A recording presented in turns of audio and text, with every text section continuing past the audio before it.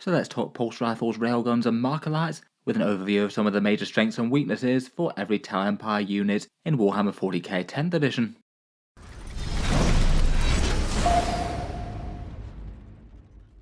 Hello and welcome back to Auspex Tactics, where today we're talking Tau, and in this video I thought we'd do a rough overview of each unit in the Codex, some of the pros and cons of fielding them, and a very rough power rating out of 10 for how strong I think they are in game right now. Following the Codex release and the points changes, Games Workshop I think have managed to do quite well to keep the vast majority of Tau units really quite relevant for the competitive game, maybe slightly barring a few of the Kroot units that took some major blows when Games Workshop hit their detachment quite hard by limiting their reinforcement stratagem. But at the moment beyond that, I feel like everything else is doing at least fairly okay to be competitively relevant. In the video we'll talk briefly through each unit, say its points cost and major abilities, maybe some of the strengths and weaknesses of fielding it versus other things, and perhaps a few things from detachments if I think there's anything enormously relevant. Obviously there's a ton to cover, and the unit power ratings are a bit on the arbitrary side. I found myself going for around about 8 out of 10 for a whole bunch of things, just due to how much of the codex I think is balanced and usable, but maybe not crazily oppressively strong. But if you have any different takes, I'll look forward to hearing them down in the comments. In any case though, let's jump straight into it and go through the Tau Codex unit by unit. Starting out, we'll talk through infantry units, then talk through battlesuits, then other vehicles, characters, Kroot and Forge World. First up we have the Fire Warrior Strike Team, 75 points for 10 of your standard squad with pulse rifles, good objective control with 20 OC in the unit, and okay volume fire with a whole bunch of strength 5 attacks to destroy lighter infantry with poor saves. They've got the marker keyword if they need to guide other units, a guardian drone to make them -1 to wound at range, which does make them a bit harder to clear with enemy small arms and things, and their special rule allows you to debuff one enemy unit for a -1 to hit for the next turn, which isn't absolutely crazy, but certainly kind of annoying to the biggest and most dangerous enemy units around if you can plink a pulse rifle into them. They can use a Devilfish, and get some good support with Montcar and Kauyon for it as well, but in general I'd say they're kind of suboptimal to put in there versus Breachers, with their big hitting damage and rerolls up close. Overall, I feel like the Strike Team are in an interesting kind of place, really genuinely not a bad unit in more casual play. They can sit on a home field objective and contribute a bit of small arms fire at longer range, maybe guiding other units if you don't have enough stealth suits, and handing out that -1 debuff. In competitive play, they're just very rarely taken though. Their damage output just isn't very general purpose and only relevant against some armies with lighter infantry. Breachers tend to do Devilfish better, and Tau have got lots of solid units with big guns to camp in the home field. Everything from tanks to lone operative ghost kills to maybe wanting Kroot for the sticky objectives. As a result, I've chosen to rank them a 6 out of 10 here. I feel like they're a unit that's certainly usable enough, but you probably don't want too many of. Next up though, we've got the Fire Warrior Breacher team. They are significantly more expensive at 100 points versus 75, so not really all that tough for the cost at all, but they can certainly hand out a crazy amount of damage, 2 attacks at strength 6, AP 1 and damage 1 within 10 inches. They get the assault keyword to get them there, and they're allowed to reroll wound rolls against enemies on objective markers. That's already fairly fearsome, but then they can also be guided, and they get an inbuilt ballistic skill 3+, which means they can hit on some 2s. Maybe use a Kadra Fireblade for a +1 shot, so you'd be getting 33 shots out of that unit in theory. And then they'll certainly like any other buffs that they can have going, particularly things like Montcar giving them extra AP potentially. And they've got some nice Devilfish support stratagems in Montcar and Kauyon, Devilfish normally being the go-to way to get them there. For downsides, they're certainly a lot more pricey versus the Strike team, and they're not really too hard to kill on the attack back, and potentially could be vulnerable to Overwatch against certain units as well. Every lost Breacher will reduce the damage output by quite a bit. The damage output does require quite a lot of buffs if you wanted punching up against crazy stuff like taking down entire tanks in a single round of shooting, though they certainly can do that. And I guess one weakness is that unless you're in Montcar and using the stratagem out of a Devilfish, they won't be able to reroll wound rolls against enemies not on objectives, so that could limit their damage output a little bit there. Still though, certainly really interesting units to breach and clear the midfield objectives and put down a whole bunch of objective control in return. I've chosen to give them an 8.5 out of 10 here. Next up, for the third infantry variant, we have the Pathfinders. These guys are 90 points, so are cheaper than the Breachers, and a pretty interesting unit with really quite a lot of options. They both have Scout and usually Infiltrate as well due to the recon drone. and the two combined is really quite powerful, means that you could maybe have them somewhere at least a little bit more threatening in the midfield if you wanted to, and scout to keep them either safer or put them more aggressive on the first turn. If you're not wanting to guide them yourself, then you can use them to spot for 2 other units if you need it, though they won't increase the damage output of their spotted units like the stealth suits do. And then they can have some pretty savage damage output with a trio of ion rifles and a grenade launcher maybe, swapping out for the rail rifles if you'd like. Darkstride is usable enough with them as well, a +1 to wound and his objective denial type special rule. Not really mandatory I'd say, but definitely is good enough to be used. On the downsides, they're not very tough per point whatsoever, they don't get the Guardian drone like the strike equivalents do. And for quite a lot of armies, they tend to be a bit diminishing returns, usually people often take 1 unit or none, getting quite a lot of value out of the single units to do some mid-board control with screening and infiltrate type things, if it makes sense to, or potentially having the option to scout up in a Devilfish if they wanted. A scouting Devilfish could also be interesting for doing some shenanigans with breaches getting up the board even faster as well. Overall, I feel like they're pretty interesting. Lots of options with how to use them between infiltrate and scout move type things, some genuinely good damage output, and the ability to mark a bunch of stuff. I've chosen to rate them an 8 out of 10. Next up, we've got the Vespid Stingwings, 65 points for a 5 bug squad. This gives you a fairly cheapish unit with deep strike to be able to jump around doing secondaries, and quite good movement when they're on the board. Their damage output isn't awful as well. They've got a bunch of anti-space marine shooting with 10 attacks at strength 5, AP 2 and damage 2 with those neutron blasters, and they do have a return to reserves type special rule, but unfortunately it's a bit worse than basically any other return to reserve type rule in the game, happening at the end of the movement phase, so you wind up spending an entire turn off the board, as opposed to the ones that allow you to go back into reserve at the end of the enemy fight phase. For other downsides, they're really quite easy to destroy with only a 4+ save and 1 wound each, and they do have quite a lot of competition from various other cheap screening and fast moving action doer sort of units. Potentially you could have things like stealth suits, piranhas, or Kroot carnivores, or even Krootox riders doing grunt work. These guys just feel like they're a bit overcosted versus the rest really. Definitely not awful though. For some lists they could be the right choice just to plug that gap. I've chosen to rate them a 5 out of 10.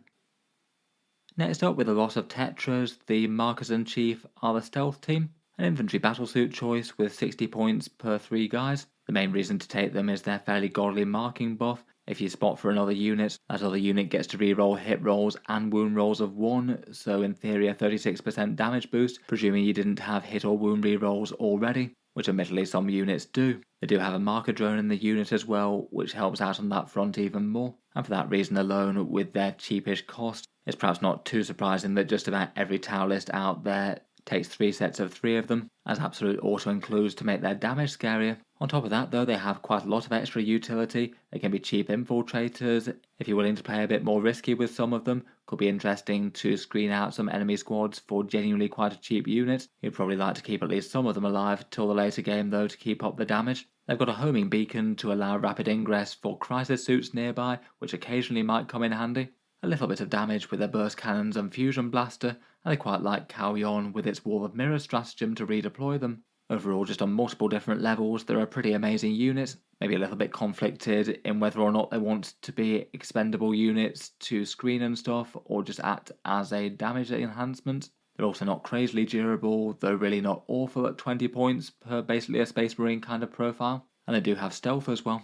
In any case, they're just very cheap, very efficient, and add tons of damage to really big units. I've given them the full 10 out of 10 here. Next up, we've got some heavy firepower with the broadside battlesuit, 90 points per one of them, 180 per 2, going up to a big 300 for 3 of them though, and arbitrarily having a 30-point tax for the last one means they tend to be fielded in 1s or 2s. In general, they tend to be standing around dishing out some very solid anti-tank with those twin heavy rail rifles and all the nastiness that they bring. The high yield missile pod is far less favoured, though still not unusable if you want that kind of firepower. I feel like Games Workshop did quite a good job of balancing their supporting options. Quite a lot gets used in competitive play. The Seeker missile's always nice for extra alpha strike. Smart missiles will contribute a bit more over the course of the game and can just do a tiny bit of indirect. The weapon support system for ignoring modifiers is good, and the twin plasma rifle is one of the punchiest, though it is a bit annoyingly close range. One of its main weaknesses is that it moves really slowly, just a 5-inch move, so broadsides do quite like Montcar when they can be advancing and shooting for the first couple of turns, maybe auto-advancing 6 if you want some unusually zippy broadsides to get lines of sight. And the durability for the points I'd say is alright, somewhere between 8 and 10 wounds depending on drones, a toughness 8 with a 2+ save, and their mortal wound defensive special rule. Their main issue I think is their slow movement, often meaning they might do a little bit better on more casual tables with less heavy line of sight blocking terrain. Perhaps people not wanting to go as heavy on them in the more competitive tables where you might have to struggle for line of sight. Otherwise, they definitely have competition for their same role, with things like hammerheads and skyrays being around and about. They all bring their own advantages and disadvantages to the table, and are pretty strong choices in their own right. Overall, I've chosen to give the broadside an 8 out of 10, a unit that got way stronger after the balance update. Next up, we've got the 3 flavours of Crisis Suit, which Games Workshop adjusted the points for and seems to have done quite well in making all of them very good. As with the broadsides, they're vehicle battlesuit units, usually having 5 wounds with a shield drone. They're fairly fast with their 10-inch move and they can Manta Strike their way in. Perhaps one of the biggest draws to playing them are the interesting synergies that they can get with commanders and enhancements. Lots of the detachment enhancement things being best on Crisis Suits.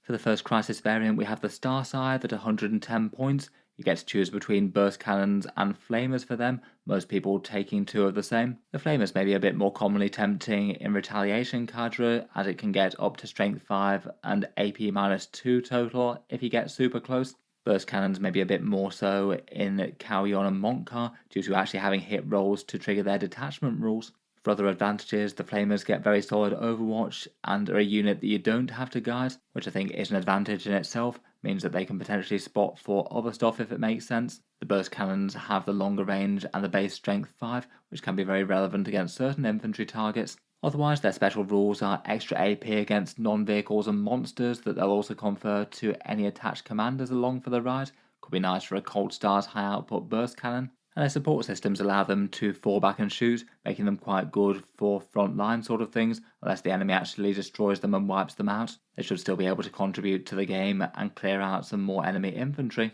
For weaknesses of Crisis Suits in general, the vehicle keyword means that they'll have to be going around terrain these days, which isn't ideal, can slow them down a bit. They're not really super durable for the cost, so they really need to hit pretty hard. And all of them maybe have a slightly more narrow scope of targets that they have in mind. Star Size will generally be best against lighter or medium infantry. Overall though, they certainly get played competitively, can be particularly interesting in Retaliation Cadre. I've rated them an 8 out of 10. Next up, we've got the Fire Knife Crisis Suits. These guys are a bit pricier at 130 points, and they have the choice of missile pods versus plasma rifles. I've seen far more people use the missile pods for them, given that they have the longest range. It means that they can put out quite a good barrage of missile fire from a distance. The Fire Knife Crisis get to hit abnormally well, they get to ignore hit roll modifiers, and they get 4 reroll hits against anything that's at starting strength, so it's quite nice to start with them in a shooting phase, and they also confer that to commanders as well, potentially meaning that they're hitting on a 3+ rerolling. I feel like they're interesting enough to use with multiple detachments. Retaliation Cadre is also really interesting for them though.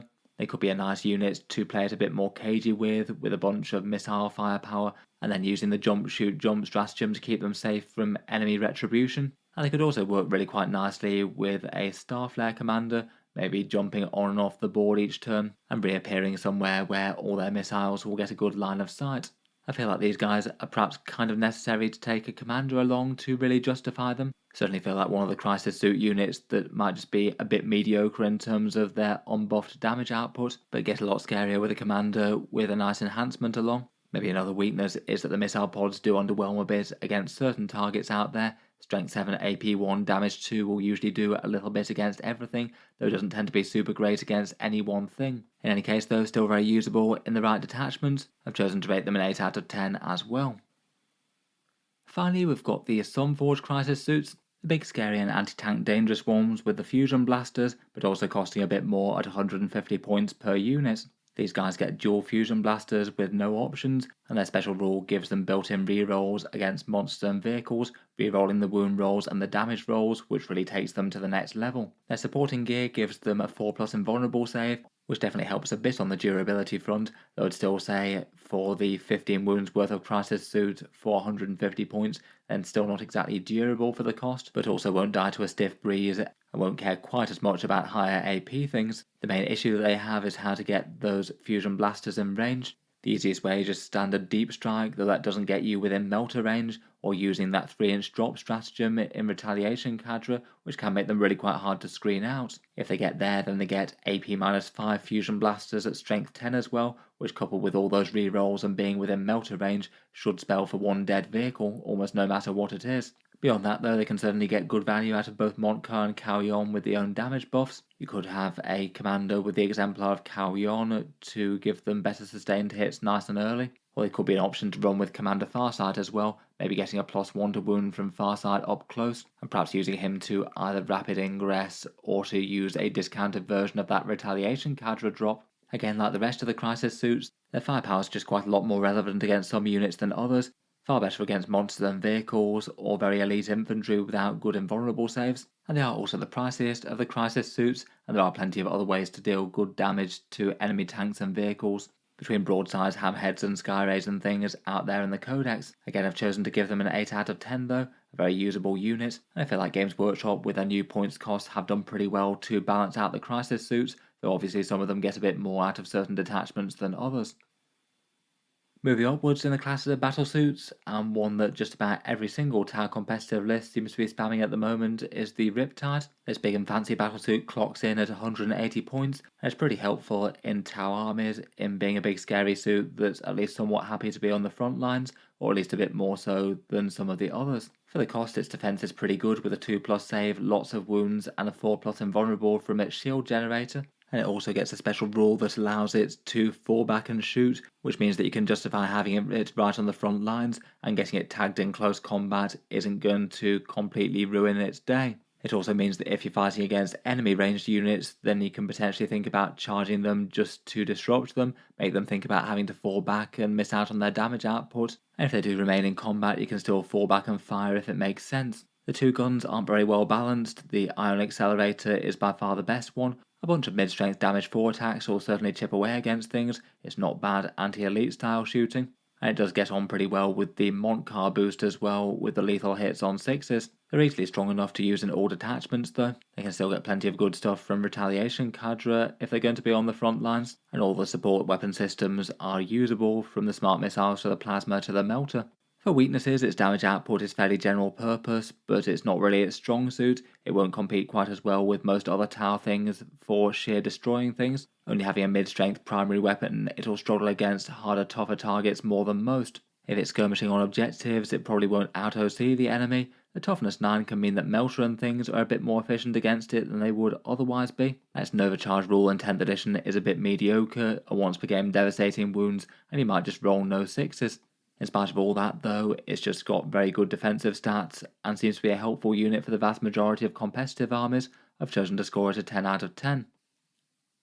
Next up we've got the big stealth suit in the Ghost Kill. This one a great big vehicle battlesuit with Lone Operative, 160 points per unit. Lone Operative makes it really quite interesting. You can't shoot it outside of 12 inches, and normally things with a whole load of scary firepower don't get that rule. So fairly intimidating for the opponent if they've got these lurking in the backfield that they just can't shoot with their long range guns, but can repeatedly take chunks out of whatever they can see. Even if the enemy can catch up with them, they're not going to be a pushover. 12 wounds with a 2+ save is going to take a while to chew through, and they've also got stealth for -1 to hit with ranged attacks, and those stealth results can nullify damage results allocated to it twice per game. Out of its primary weapons, most take the cyclic Ion Raker for some general purpose anti-elite sort of fire, and again it's a unit that works well with any of the 3 main Tau detachments. Montcar lethal hits is all very nice if you're guiding it. Retaliation cadre can give you extra AP up close, and it's certainly not unreasonable to have these skirmishing in the midfield as well with their good durability. And Caoyon can use Wall of Mirrors to have it fade away and reappear, always very useful and particularly late game. You can also infiltrate it against certain armies if it makes sense to. For weaknesses, even more so than the Riptide, its damage output is just very low indeed. As you'd expect, it does pay a big premium for not being able to be shot greater than 12 inches, so its damage output suffers as a result. And maybe there's a bit of conflict between just completely using its lone operative rules to entirely hide from shooting, or pushing up the boards to make the enemy have to deal with its genuinely good durability and making sure that it's just not completely ignored all game. Against the right enemy, both of those do seem at least kind of viable. Overall, a solid unit, can do some good screening in the backfield, keep up a bit of damage output as it does so, and just be annoying for the opponent to have to deal with, I've chosen to rate it an 8 out of 10.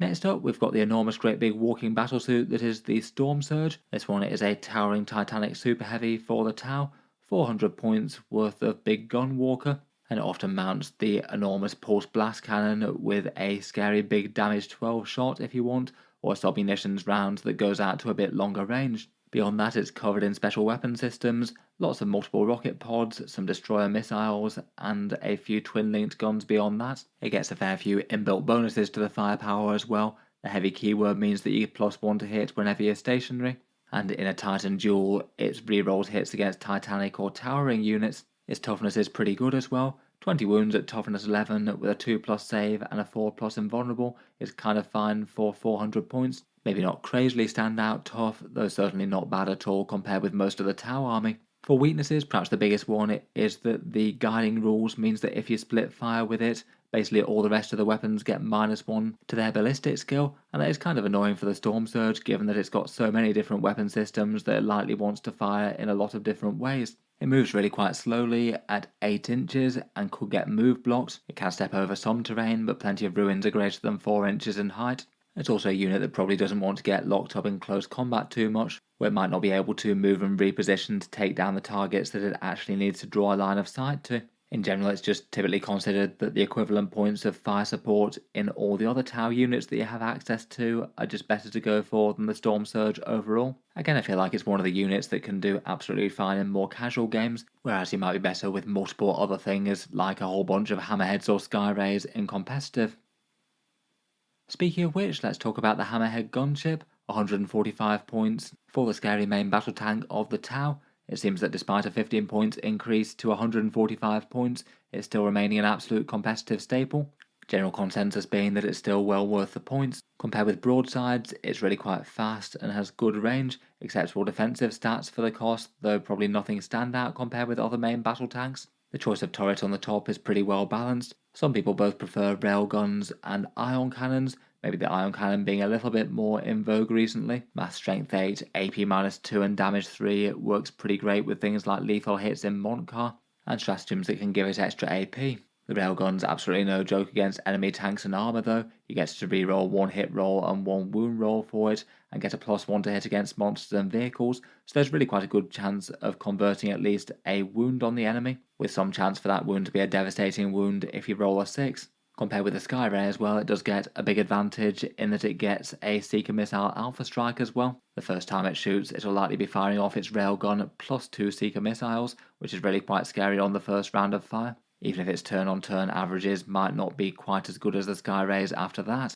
For weaknesses, its durability is an ideal target for common anti-tank profiles, kind of as you'd expect for a battle tank, but probably more so than anything that could say have a 2+ save in cover or 4+ invulnerable. After the points update, I feel like its competition with the broadsides and Skyrays is far closer, though it did seem to be fairly comfortably ahead at the 130 points it was before.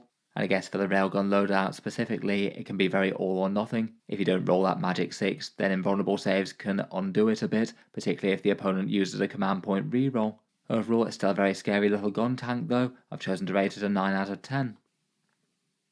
Otherwise, we've got the Skyray, really quite similar in role to the Hammerhead, but just with a different twist. 140 points for a similar defensive profile. It gets the same built-in rerolls, and you get 3 attacks with strength 14, AP 3 and damage d6 +1 from that Seeker Missile rack all game long. It also gets the single reroll hit roll, and it also gets twin linked to reroll all wound rolls, and just in case you should miss with more than one thing, you get to reroll all hits against fly keyword units as well, so it should be fairly accurate firepower there, and could potentially be a thing that you don't even need to guide against certain targets. Otherwise, as mentioned, it's got competition with the broadsides and the hammerheads. I say perhaps the thing that puts it behind the hammerhead for me is not getting the extra Seeker Missile Alpha Strike on turn 1, otherwise the guns being at least somewhat fairly equivalent. I feel like its reroll rules do have a bit of redundancy and overlap though. It's both got rules to allow it to reroll hit rolls and wound rolls kind of innately against some targets, so it sort of makes its targeting array a bit redundant. Overall though, it's still a very strong anti-armor battle tank. I've chosen to score it an 8 out of 10. Next up, we've got the Tau Transport in the Devilfish. 85 points for a fairly fast and fairly tanky transport. 13 wounds at toughness 9 with a 3+ save is good durability for that cost. It moves quickly at a 12-inch move, and comes with an Alpha Strike with some Seeker missiles preloaded. After that's dropped off though, it's not really likely to be all that much threat, just with a few small arms to take out lighter infantry. Supporting the Devilfish, it can be the transport of choice for both breachers or maybe pathfinders. It's particularly nice to deploy breachers to the midfield and get a whole lot of scary rerolls. They could use combat debarkation in Montcar to allow them to use their wound rerolls, even if their target doesn't happen to be on an objective. And Carry-On could threaten a bit of re-embark if the unit is threatened to be charged. If the target's quite a long way away, then the Devilfish can advance and drop. Again, that could be quite nice in Montcar, as it doesn't need to compromise its shooting and can still fire as it does that, and even auto-advance 6 inches if it wants to, so you could have some breachers crazily far up the board. After it's dropped its cargo, it can just be a nuisance unit for screening, spotting, and tagging primary objectives or doing secondary objectives. Overall, it's quite nice to have a fairly cheap and expendable, durable-ish hull swooping around the battlefield. For other weaknesses, I guess its advance and drop special rule is a little bit less nice in Carry-On if it's stopping it firing its Seekers and things in the process, and just the overall combo of breaches in Devilfish increased in points a lot with nerfs to the Devilfish, the breachers, and the Cadra Fireblade, to the point where it seems that lots of people still use them, though not everyone does. Overall, I've chosen to rate the Devilfish an 8 out of 10. I think it does its job really well. Next up, we've got the Light Skimmer Piranha, 55 points for a scouting speeder, moving up the board 9 inches and a 14-inch move after that. Really quite an excellent unit for doing first turn things, potentially move blocking important enemy units and keeping them inside their deployment zone for another turn, which could be seriously annoying to them. Or maybe swooping about doing first turn secondary objectives if it's in a position to. It can also help out with an Alpha Strike, using its good movement and scouting to get a bunch of Seeker missiles into their intended targets, and after that can still chip away a tiny bit with its Fusion Blaster and gun drones. For its cost, its toughness isn't awful as well, 55 points for 7 wounds at toughness 7 with a 4+ save, at least needing a bit of focus fire to bring down, and at just 55 points, it's pretty good and expendable for trading on objectives, hopefully using it as a sacrificial screening unit and forcing the opponent to commit with something bigger. For downsides, it's really quite low threat once the initial Seeker missiles have been fired, and it's probably not going to be worth guiding most of the time. It's only OC2, so if there's any infantry on an objective, it's probably going to get out-competed, and its special rule I think is a bit on the weak side, throwing a battle shock test out there, which I guess might prevent a stratagem if the opponent fails it, though it is kind of situational. Overall, I feel like due to their cheap scouting stuff, I feel like a cheap Piranha or two is rarely going to be a bad thing for an army list. I've chosen to rate them an 8 out of 10. Moving on to the Codex Flyers next, and first we have the Razor Shark Strike Fighter. This one's 170 points, so is the pricier of the two. A non-hover flyer, so it has to start off the board, and then arrives lightly turn 2, being able to see over obscuring terrain, and blazing away with a quad ion turret for 8 twin-linked strength 8, AP2 and damage 2 shots. On top of that, it gets a couple of Seeker missiles, a burst cannon and a missile pod, and a +1 to hit against ground units. Overall, for the 170 points, and pretty much guarantees to hit the thing it needs to before it gets hit back, I think its damage output isn't too terrible. Unfortunately though, it does come with a whole bunch of downsides. Its OC is 0, so it's not going to help on the objective game at all. Being forced to start off the board and then having a locked flight path when it comes in, it isn't amazing. It's pretty easy to kill for the points versus most other things of its same sort of points cost. It's just competing with a whole load of on-the-board firepower that doesn't have those issues, and the far more threatening Tiger Shark. Overall, I'd give this one a 5 out of 10. In general, it's kind of similar for the Sun Shark. It is a little bit cheaper at 160 points, and that gets you a plane with at least somewhat similar firepower, but you only get 6 shots on the twin ions rather than 8. What it gets in its place is its mortal wound bombing attack, where you swoop over a unit and then deal around about 3 mortal wounds on average. Definitely not nothing, but it's not going to be wiping out entire squads that way either. The main issue with bombs and things is that Games Workshop just haven't written them with very good rules. Most of the time, unless you're doing things with rapid ingress, you're only going to be able to use those bombs from turn 3 onwards, and once the plane's turned up and your opponent's seen exactly where it can fly over next turn, units could even just move straight out of the way if it's really going to be that big a deal to them. It is a bit cheaper than the Razor Shark though. It will be able to get lines of sight to what it needs, and the bombing thing is a nice extra if it does manage to pull it off somehow. I've chosen to also give it a 5 out of 10. Might be being a little bit generous there. I feel like they're not awful if you really want to make one work, though other things will do you far better. Next up, we've got the Tau Tidewall fortifications, somewhere between 85 and 105 points depending on the exact piece chosen. These are the sort of hover fortification things that work as a transport vehicle pretty much to float your fire warriors towards the enemy while they dish out some pulse damage. Their toughness isn't awful, at toughness 8 with 10 wounds for most of them. They can provide a cover save to the things behind them if you are lacking for cover for some reason. And then each piece gets an advantage. The shield line gets a 5+ invulnerable and a better transport capacity. The drone port gets 8 attacks with a ballistic skill 5+ pulse attack that hits every available target within range. And the gun rig gets a big Hail Mary twin-linked railgun shot that only hits on a 5+, but if it hits, it'll hit big, re-rolling the wound roll and having a good chance to destroy an enemy vehicle in a single shot. The gun rig's also 14 wounds as well. I think between that and at least a Hail Mary chance to do something very threatening each turn, I feel like it's my favourite of the lot.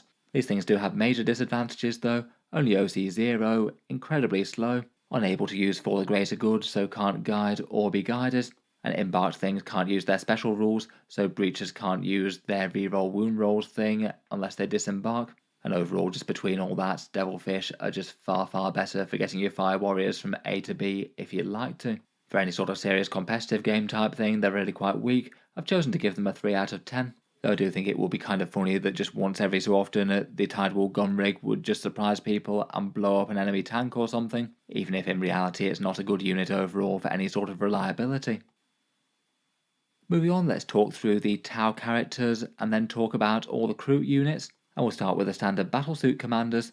First up is the Enforcer commander for 80 points, really quite a cheap leader choice for the Crisis suits if you want to get an enhancement into the unit. The thing that he adds personally is a bit of extra defense. He's fairly chunky on his own profile with a 2+ save, and he protects the squad by making enemy AP against them a bit worse, maybe a little bit more relevant for things that aren't the Sunforged suits given that they get their 4+ invulnerable anyway. Tau commanders get 4 weapon systems unless they want to swap one out for a shield generator. All of those guns hitting on a 3+, so are genuinely fairly good damage output for the cost. The Cyclic Ion Blaster often tends to be popular as an all-rounder, though you can only take one. Maybe beyond that you could have Fusion Blasters dropping alongside the Sunforge, or missile pods to go with some fire knives, maybe using the Star Flare system. The Enforcer commander feels like the commander that you go for if you want a deep strike unit or to use the Star Flare ignition system to jump around the board. If you want an on the board commander, then it's probably better off with the Cold Star for the extra movement that it brings, but that's not usually going to be as relevant if you're just dropping in. His 8-inch movement actually actively slows down the unit a little, as Crisis suits have a movement of 10. Still though, overall brings a bunch of scary guns to the party, a useful defensive rule, and perhaps most importantly bearing some enhancements. Plus, you can make use of any of the inbuilt damage rules that the Crisis suits have, whether it's re-rolling wounds and damage from the Sunforge or getting extra AP in the Star Scythe. I've chosen to give him an 8 out of 10.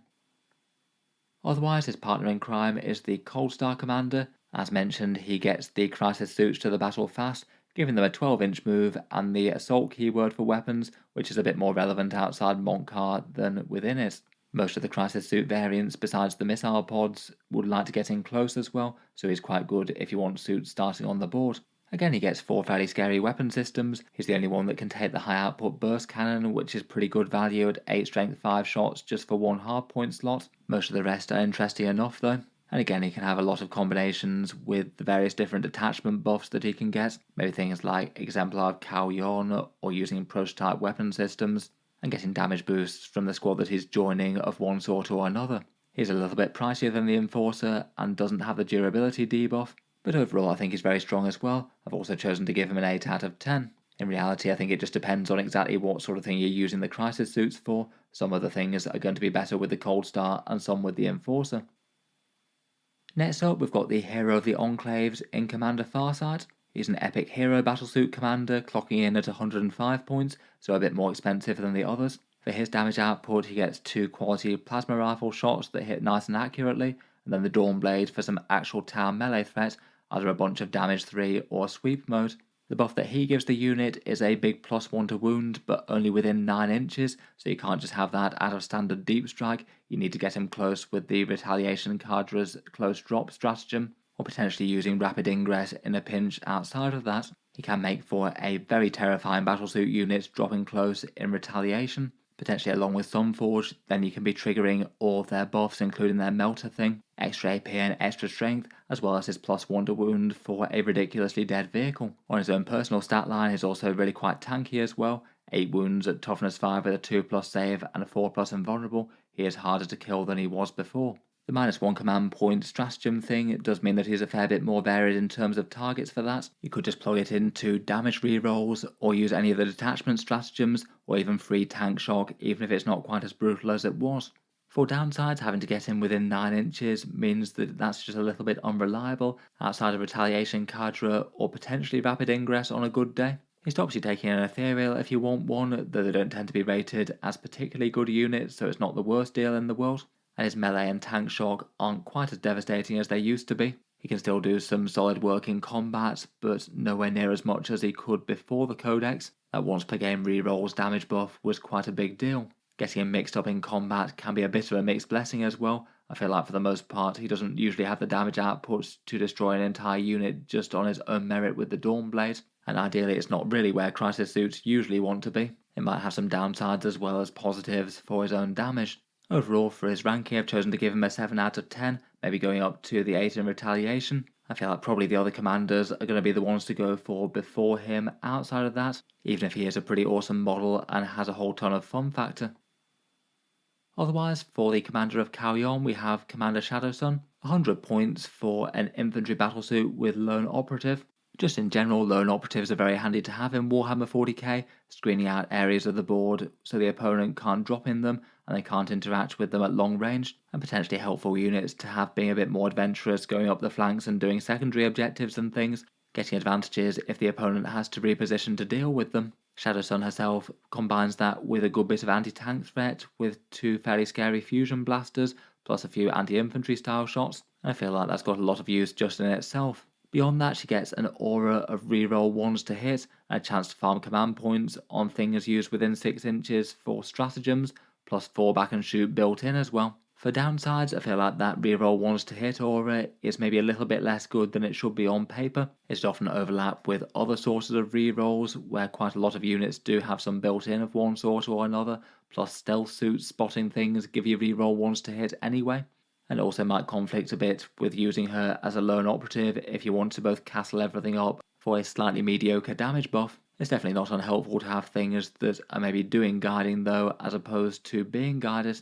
If people do catch up with her, she is fairly easy to destroy, even if she does have stealth, so it does need to be played with kind of carefully if you want her to survive into the later game. In general though, lone operatives are pretty handy to have, even if she does have competition from things like the Ghost Kill and maybe the Lone Spear. And she does bring a whole bunch of useful things beyond just pure lone operative things. I've chosen to score her an 8 out of 10.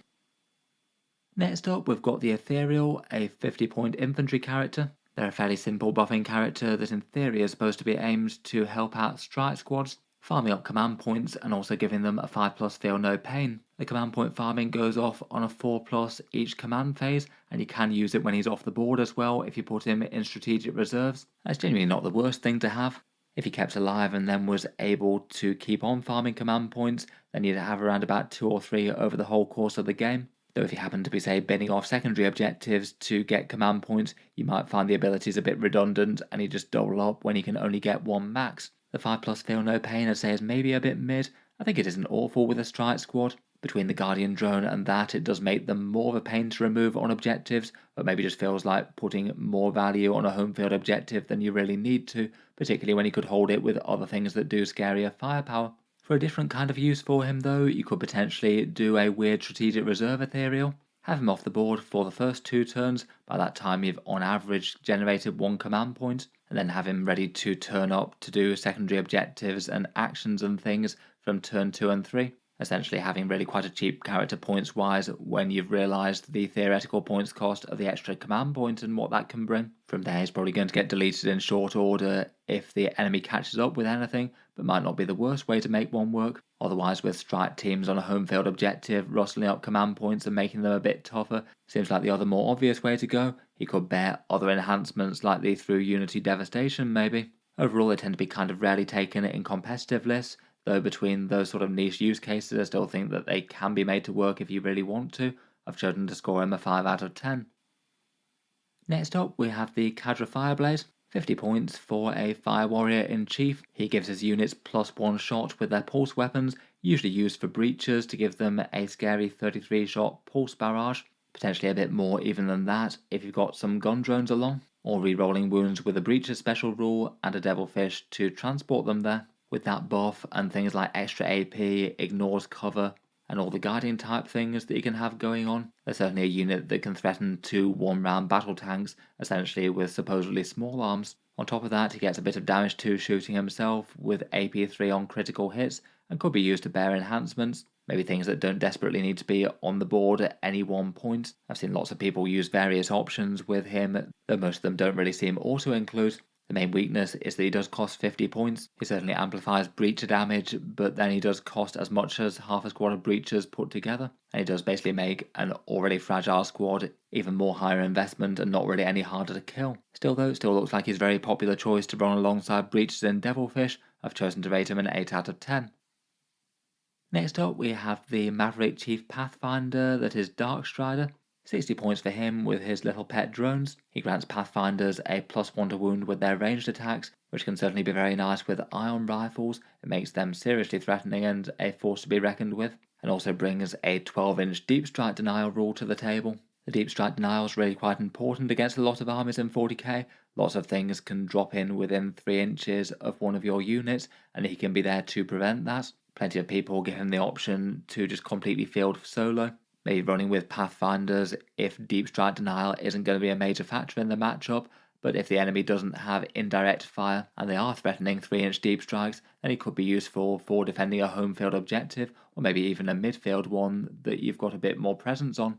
For weaknesses, his own damage output is maybe a bit sad with only AP 0, perhaps would have been nice to give him a slightly more fun gun. If he's included in a Pathfinder squad, he takes them from a cheapish 90-point unit to a very expensive 151, which does hit hard, but again, it doesn't really die any less easily than it did before. Indirect fire can be an issue if he's fielded solo, and against a fair few armies, just deep strike denial things might not be all that relevant, so he might have been a bit of an overinvestment there. For a lot of players, I feel like he might just be a bit more high-level shenanigans than you really need if you're playing in more casual play. Supervine, positioning, and denial things like that don't tend to be quite as useful, though he certainly gets his fair share of playing competitive armies.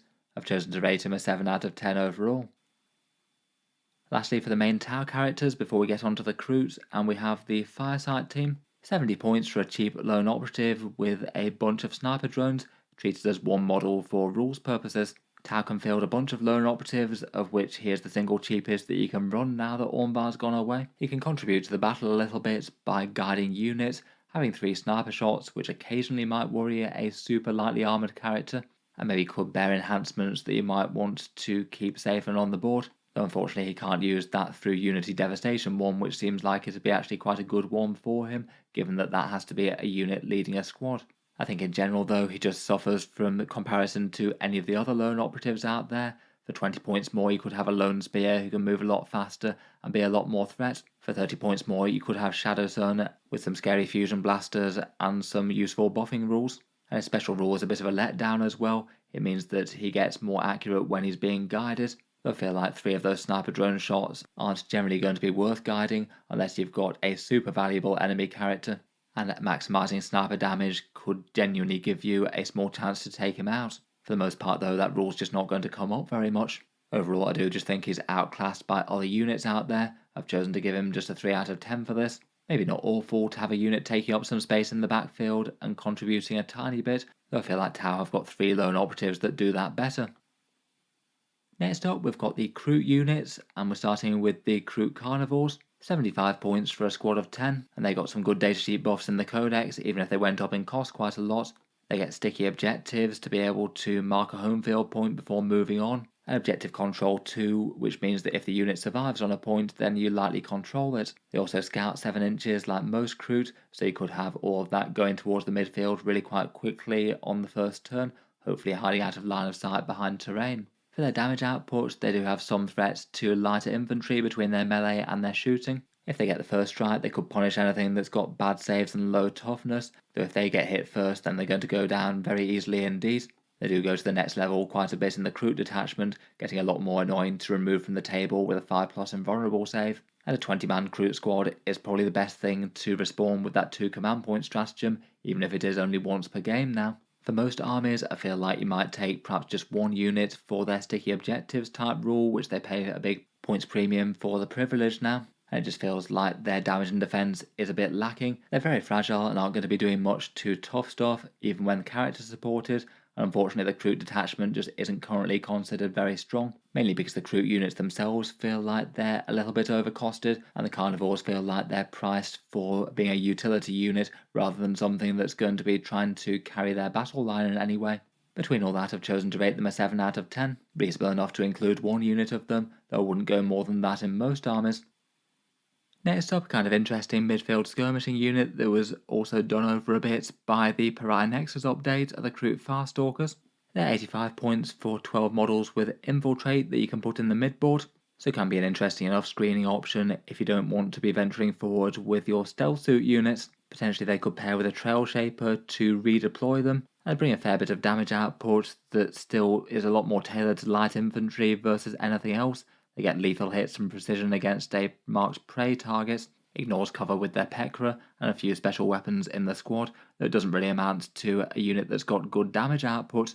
Again, like the regular Kroots, they're very fragile with poor saves if they do get attacked, and perhaps the thing that hurt them the most was the Trail Shaper's redeploy ability getting hit very hard. Before the update, you got to know who had first turn before you got to redeploy, and perfect knowledge redeploys with an Infiltrate unit was a massive deal. And it seems that at least a few people believe that that was worth the price of inclusion for them. I still don't think they're absolutely awful as an 85 point unit to put in the midboard, but if you're going for these guys, I feel like Pathfinders just for 5 points more are probably worth the upgrade. Being able to both infiltrate and scout is quite a big deal, plus they get some actual serious damage output with their ion rifles and better supporting rules.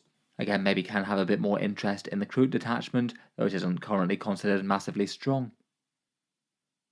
Moving on, and we've got the Kroot Hounds at 40 points for a beast unit. You now get 5 models in the squad for that cost. They scout forward nice and quick at 7 inches and then move fast at 12 inches, potentially advancing and charging if they started next to an infantry character.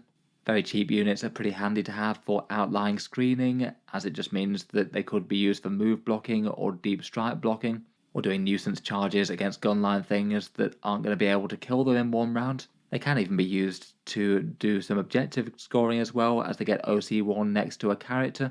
Probably the best one to make them work if you want to is being within 12 inches of a Lone Spear, another unit that could go ranging ahead up the board and basically have these guys be a bit more use than they would be otherwise, while also doing his own thing. They've got 15 attacks at strength 3 at close combat, which isn't much, but it isn't nothing as well. Against the lightly armoured toughness 3 units, they might be able to take down a fair few of them. For their downsides, objective control 0 unless they're near Kroot characters is a big negative in Pariah Nexus. They can't do actions or score any primary points. They're very easy to kill, and 8 points for their defensive profile isn't particularly standout either. Realistically, their damage still isn't great even against light infantry, and the small, fairly cheap Outrider unit role has got lots of competition, things like the sturdier Krootox, or Scouting Piranha, or even Stealth Suits at 60 points, which also bring all of their crazy utility and aren't really all that much more. Overall, I've chosen to score them a 6 out of 10. Maybe not awful to have 1 or 2 annoying move blocking squads that are super cheap and expendable. They certainly don't feel like a very necessary unit though. Next up, we've got the Krootox Rider, 35 points per model, and you can take 1 to 3 of them in a squad. I feel like compared with the Kroot Hounds, these guys are a better screening Outrider sort of unit, even if they do move a fair bit slower. They're a cheaper unit than the Kroot Hounds and do get some objective control so they can do actions or hold on contested primaries, and they can just be nice placeholder units to maybe have in the backfield as well. 35 points for a single base can deny a lot of deep strike and hopefully make sure that enemy reserves aren't turning up behind the lines. Their durability is kind of fine for 35 points with 5 wounds at toughness 6, at least going to take a little bit of focus fire to bring down, and they can chip away with a little bit of damage output with a repeater cannon at longish range, and between shooting and a charge they could be alright at repelling some lightly armoured threats from the deployment zone. They do scout as well like the rest of the Kroot, so it could just be an annoyance unit to wander up onto objectives, maybe behind terrain, and give the opponent some headaches as to whether they bother dealing with them. For downsides, I'd say that the bigger unit doesn't really have the same sort of appeal. A lot of the value lies in the fact that they're just such a small, cheap unit, so it makes less sense to field them en masse. Compared with other nuisance units like piranhas they can't use for the greater good to spot for units, neither their damage nor defense is really standout or super general purpose. High toughness and high saves can get rid of it a bit. It just felt kind of a shame that they weren't a little bit more dangerous in their own right to try and make Kroot work better as a standalone thing. And given they're a mounted unit with a 7-inch move, they might be a little bit slower to traverse terrain than some infantry units. Overall though, pretty handy to have as sort of screening and nuisance units with a bit of OC. I've chosen to score them a 7 out of 10. Next up we've got the Kroot Rampagers, 110 points for a 3 model mounted unit, going up to 220 for 6 of them. Pretty much the only very serious dedicated melee unit that the Tau have, which isn't a niche role in itself. These things are fairly chunky, they will put out a massive amount of volume attacks at melee, 7 attacks at AP-1 when they charge in, a fair few of those with lance, plus a bunch of mortal wound impact hits, which definitely helps them round out a bit against tougher targets as they struggle up against both things with high toughness and high saves. They will soak up a fair bit of volume fire if the enemy wants to take them down first. They do have 36 wounds for a unit of 20 of them at toughness 5 and a 5+ save. They can scout forward 7 inches to try and get their threat into the midfield a little bit, and in general it can be just nice to have a unit that can make the enemy think about whether or not they really want to push the Tau positions. Actually having something that's kind of credible as a countercharge threat. I feel like they're one of the units that does get significantly better in the Kroot detachment. Having the 5+ invulnerable save is a big difference between how hard they are to kill. Plus they're a pretty good choice for that whole can't shoot me style stratagem, the one that denies shooting out to 18-inch range. It feels like it's well placed for them as they're a unit that's big and valuable enough to justify it, and it's likely going to have to move up the board around terrain and has a good chance of taking damage before it's able to get into melee. For weaknesses, their durability isn't awful, but it is a profile where basically everything from a las gun to a las cannon will be okay against it, and that's not the most helpful thing in the world. Again, like the Kroot Rider, the 7-inch move means that they'll be going round terrain, and they might struggle to get into melee with things. It's probably more relevant for them than the Kroot Rider, as they actually need to get up close as well. And again, they are kind of hampered by the Kroot detachment just not quite adding up to being strong enough overall, and not seen as the competitive way to play Tau currently. Overall, between all that, I still think they're interesting, though they are very rarely played in competitive armies. I've chosen to rank them a 6 out of 10 overall. Next up, for the Kroot characters, we've got the Kroot Lone Spear. 90 points for a mounted lone operative unit, riding around on that chameleonic beast. Lone operatives that move fast are pretty handy to have. He moves 12 inches and has an interesting move shoot move rule, which means that you could be moving 18 inches in one turn if you say needed to get to one place on the board to do a secondary objective. The blast javelin that he has is fairly punchy to an individual squad. It could spike high with d6 attacks at strength 10, AP 2 and damage 2, then around about 7 attacks with AP 1 in melee after that. For a lone operative, I don't think that's terrible. Would be an okay chance to solo a lighter or medium infantry squad. When he hits something when shooting, he marks the target for 4 hit rerolls with Kroot Units, which usually isn't the most relevant thing in the world, though will be handy in the hunting pack detachment, and he's quite a key unit in that. He's also a fairly interesting choice for bearing enhancements as well that want the defense with lone operative, the Kroot Hawk Flock in particular. To deny deep strike in the Kroot detachment, they could use some Montcar ones like Granting Scouts or Strategic Conqueror or something. For downsides, if the enemy does catch up with him, his durability is a bit so-so, with 6 wounds at toughness 5 and a 5+ save. The sniper option isn't really very good for damage output, even if it can hand out the debuff at a longer range potentially. The rerolls hit with the Kroots maybe isn't really the damage output boost that they needed. They needed more help against things with extra AP or lethal hits or something like that would be what they'd like to help bring down tough stuff, and does have some slightly limited synergy if he's playing alongside purely Tau. Overall, I've chosen to give him a 6 out of 10, going up higher than that if you're playing in the Kroot hunting pack of course. Still an interesting enough fast utility lone operative, though I feel like a lot of lists might want to upgrade to Shadow Sun, who's got the scary fusion blasters and the big synergy type rules.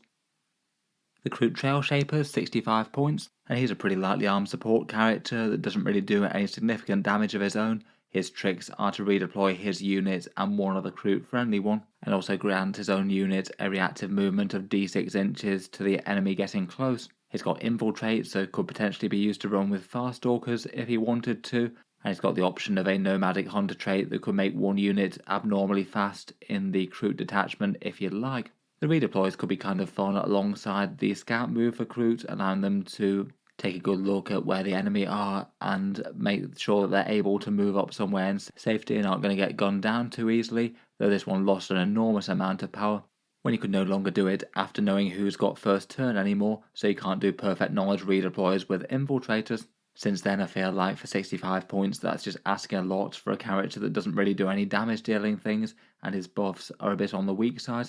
Perhaps could be a maybe choice for something big and important like a unit of Krootox Rampagers in the Kroot detachment, but otherwise just seems super niche now. I've chosen to give him a 3 out of 10, again a bit better in Kroot Hunting Pack. Next up, we've got the Flesh Shaper, 55 points for the model that's supposed to make a Kroot Carnivore squad a little bit tougher and a bit more dangerous. His buffs are to give a unit a 6+ feel no pain, going to a 5+ if they slay something in melee, and he gives them sustained hits 1 in melee, which could be a 5+ with the Boarthroyd gland in the Hunting Pack, and he has a little bit of close combat himself with a bunch of twin linked strength 5, AP 1 and damage 1 attacks. Unfortunately, I feel like his buffing abilities really aren't all that up to much. The 6+ feel no pain is only really useful against damage 1 attacks, which is definitely handy to have, but might only save something like 2 or 3 Kroot in a 20-man unit. If you hit by damage to things like heavy bolters, then it basically becomes completely meaningless. His melee boosts are kind of merely okay, not really what the carnivores need, just piling on yet more strength 5 AP 0 hits. It would have been quite a bit more impactful to give them lethal hits perhaps to allow them to punch up against tougher stuff with weight of attacks a bit more. And just in general, it usually doesn't make sense to be putting more points into a 75 point Kroot squad that's usually good for screening and objective type things. They're just currently not costed in a way that's really good for the main battle line. As a result, I've scored him a 3 out of 10, again a bit more favourable in the Hunting Pack where Kroot units are a bit more dangerous and tougher. Finally, for the Kroot characters, we've got the Warshaper, sort of the Kroot captain for the -1 command point stratagems that apply to his Kroot unit and a once per game cancel battle shock. The stratagems could be pretty handy in the Hunting Pack if you're running it, and it does have some okay damage to hit some medium infantry, particularly with the root carved weapons in the Kroot Hunting Pack, taking down a bunch of infantry with the dart bow and the devastating wounds that go off very easily. Again though, outside of that loadout and Hunting Pack, he's not really up to all that much. You don't really want to overinvest in cheaper screening type units. I've chosen to give him a 4 out of 10. Not really going to be used outside of Hunting Pack, and Hunting Pack in general just isn't that strong. Finally, we get on to the 3 remaining Forge World units for the Tau. Starting out, we have the Tiger Sharks. I've lumped them in together with the standard version plus the AX10 pattern, though the AX10 is just a lot worse than the standard version. As it goes, the damage and defense of these guys are just genuinely quite good for a flyer. You get a big 18 wounds, toughness 11 and a 5+ invulnerable save, which is more than most flyers can hope for. But the main scary thing is the big damage output that they have. They usually use dual ion cannons for a ton of strength 8, AP 2 and damage 3, and with that that's just a massive amount of shooting that can dunk on any one enemy unit. Plus on top of that they get all sorts of small arms, Sky Spear missiles, missile pods, burst cannons, plus a big 6 Seeker missiles, which is a pretty devastating alpha strike from them on the turn that it comes on. When it appears usually on turn 2, it can see the vast majority of the table due to its aircraft rules. Things won't be able to hide behind obscuring terrain unless they literally can't see this thing. I shall certainly enjoy any damage buffs from Montcar and Cao Yon that are available. It does have all the downsides of being a flyer. It must start off the board and it has a locked flight path when it's on the board. It's OC 0 and as a big unit with a bunch of small arms type things, it can suffer from the whole guiding unit splitting fire thing for being -1 ballistic skill with things that want to shoot elsewhere. To my understanding, this one varies a bit from tournament to tournament as well. I believe Games Workshop made conflicting resolutions as to whether or not it can do stuff when it turns up from Strategic Reserve. It's awkwardly got a bigger profile than it can fit within 6 inches of the table edges, and most things with those rules aren't able to do any actions or things on the turn that they turn up. To my understanding, there's 2 different FAQs, one of which basically excludes aircraft from that restriction, one of which doesn't, so it's a bit unclear as to whether or not they want it to use its full damage output when it turns up from reserve. The logical answer will be yes, it should be able to, as unlike most of the rest of the big stuff, it's forced to Strategic Reserve, but how it's played might vary a bit from tournament to tournament. If it is allowed to properly do its full damage output though, it's very scary indeed. An enormous amount of shooting, and it should be able to draw bees to a lot of things on the table with the aircraft rules and that big profile. Definitely a force to be reckoned with. I've chosen to rate it an 8 out of 10.